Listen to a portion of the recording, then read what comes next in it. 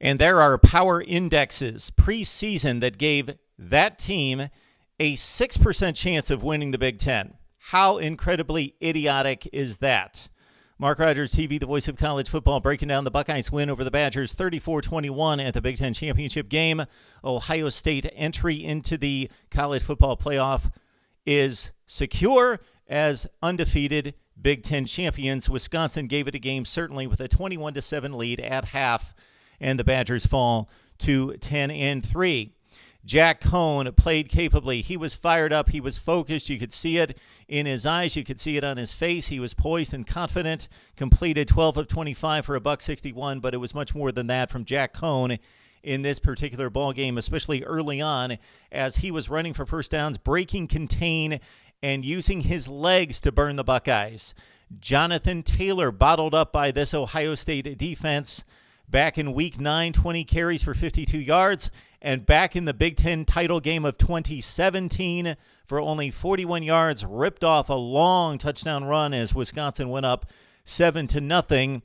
And certainly it could be questioned at the time and watching the first half that maybe the Buckeyes were a bit beaten down, having played an emotional game against Penn State in which they played a four-quarter game, had to get up for the game on the road against Michigan. And even though it was a 29-point win, we all know that that's an emotional game like no other, and that to come back a third consecutive week against a quality opponent, third consecutive top 10 opponent, may have been a pretty big challenge, and certainly was for the Buckeyes. More JK, more Justin Fields. Justin Fields, of course, with the brace on his left knee, seemed quite bulky and cumbersome, but he made it work. Austin Mack had an amazing one-handed catch over the shoulder. Justin Fields threw an amazing ball on that one. The throw and the catch were scintillating, but Wisconsin's pass rush kept them in the game and kept them up in the game in the first half and stalled the drive as Wisconsin took over. Jeffrey Okudah, maybe the best cornerback in the country and possibly the highest-ranked NFL draftee at that position, hurt his finger. Also had a head injury that kept him out of the game in which they were diagnosing that. Cameron Brown came in, so the loss for the Buckeyes there was substantial as Okudah missed the majority of the first half. Cone to Quintez Cephas. They converted a third down on a slant, a scintillating play there. 5 catches for 92 for Quintez Cephas, who was just about 75 to 80% of the Wisconsin targets through the first 3 quarters of the game. And again, they ran Jack Cohn both in regards to him breaking contain in the pocket, but also some design runs. And he ran it on one of the design plays to the right, in which he actually saw a seam, and stopped on a dime and went to the end zone. 14-0 Wisconsin. The Buckeyes break out with the fake punt, and it looked like it woke them up. Drew Chrisman, the punter, with a nice pass to Luke Farrell, the tight end, for 21 yards on a 4th and long from Ohio State's own end. That could have been critical to the Badgers sealing this game early. It was 14-0 at the time. Ryan Day rolled the dice, and it came up snake eyes. And 14-7 at that point after the Buckeyes finished off the drive. But it looked like Ohio State might tie the game, but Isaiah Loudermilk with a forced fumble on Justin Fields. You gotta really give it up for this kid. Despite the sprained MCL, he fought, he ran when he needed to, even when he didn't take the easy way out. And on this forced fumble by Loudermilk, that's exactly what Justin Fields did. It was a 3rd and goal. He was fighting for too much yardage. He should have just went down, but the forced fumble turned the ball over back to Wisconsin at the 6-yard line. And then Cone to Cephas. This was right before halftime. The home run play down to the goal line. That was a tremendous catch by Cephas. Almost looked like the Super Bowl catch from Tyree against the New England Patriots. JT had a huge run before that, Jonathan Taylor, in which you got the feeling based on the time and the field position as though Wisconsin was going to seal it down and go into the half at 14-7 and be satisfied with that. but Jonathan Taylor ripped off the first down run that put them in field position. And then again, Cephas with an amazing catch down near the goal line, and Cone ran it in from there. 21-7. Wisconsin put 194 rushing yards on Ohio State in the first half in leading 21-7. No team has ran on Ohio State like Wisconsin did in the first half. And, of course, Wisconsin would be the one team on the schedule that would be capable of doing that to a defense like Ohio State, and they certainly did it in the first stanza. 21-7. Second half, new ball game. New ball game. I don't know what was said in the locker room, but this was not Wisconsin gifting or handing the ball and the game to Ohio State. If you track Wisconsin's play in the second half, they didn't just give it up. No turnovers, no bad throws by Cone in regards to bad decisions, bad plays. They didn't fumble. They didn't give it up. No blown coverages. No egregious missed tackles. Wisconsin continued to play their brand of football. They just got overwhelmed by a physically superior team, a just much more talented team. That's all there is to the size up in the matchup between these two teams. As Wisconsin played, they played well in the second half. Ohio State just brought their A game in the second half, and they are too talented for Wisconsin.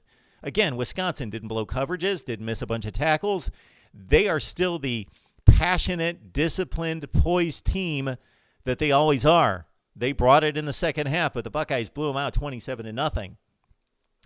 There was a 3rd and 7 on the first drive in which Justin Fields improvised. He scrambled around. He hit Chris Olave for 50 yards. And 5 catches, 94 yards for Chris Olave. Another big ball game for Olave.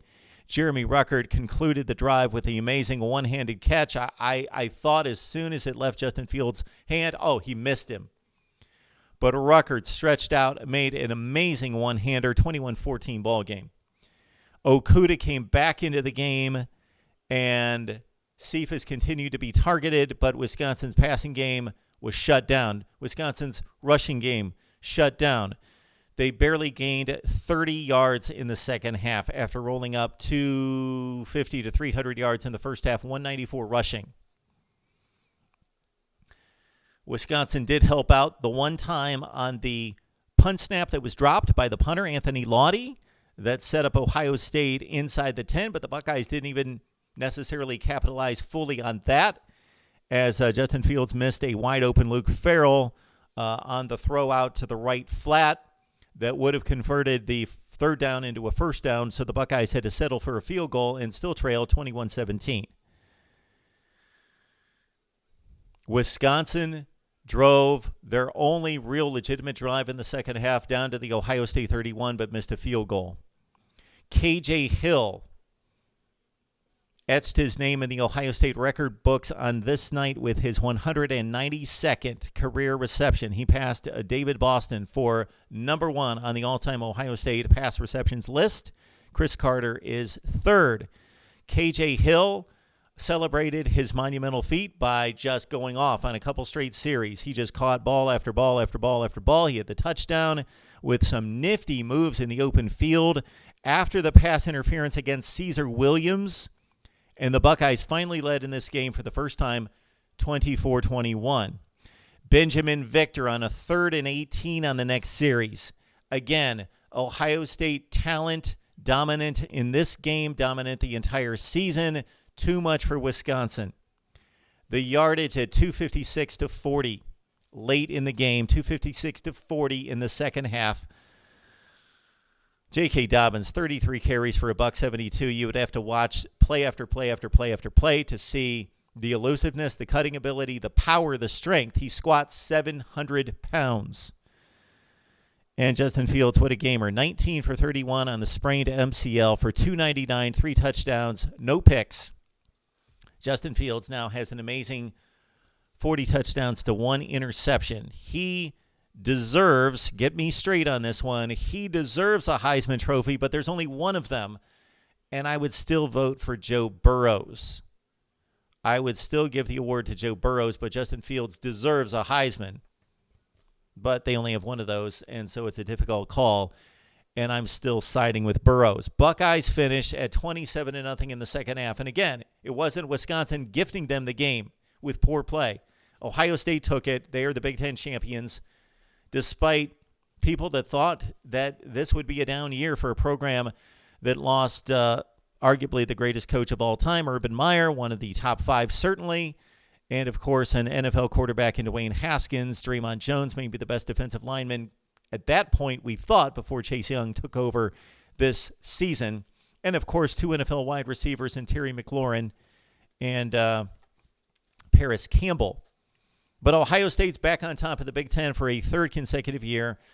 This program continues to dominate the conference, and they took out most likely the 2nd best team in the conference, Wisconsin, who may be headed to the Rose Bowl at 10-3. Buckeyes win at 34-21. The next question, based on this performance, which was a tough game for the Buckeyes, dominant in the second half but struggling in the first half, had to come back from 21-7 down against a slightly lesser opponent, at least perception tells us, perceived lesser opponent than what LSU blew apart in Atlanta, defeating Georgia at 37-10. Does LSU take over the number 1 spot in the nation according to the College Football Playoff Selection Committee? We will find that out tomorrow.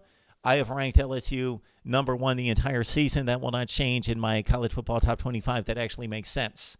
Ohio State celebrates the Big Ten championship. Wisconsin comes up that close. Once again, Wisconsin now has lost its last 4 Big Ten championship games, 3 of them to Ohio State. Comment, like the videos, share the videos, and subscribe right here at Mark Rogers TV, the voice of college football. We will see you as I will run down the SEC championship game, the Big 12, and of course we will take you through the weekend with our reaction to the selection committee's choices. They seem to be very clear-cut at this point for the first time in the playoff era. We will talk it up right here at Mark Rogers TV.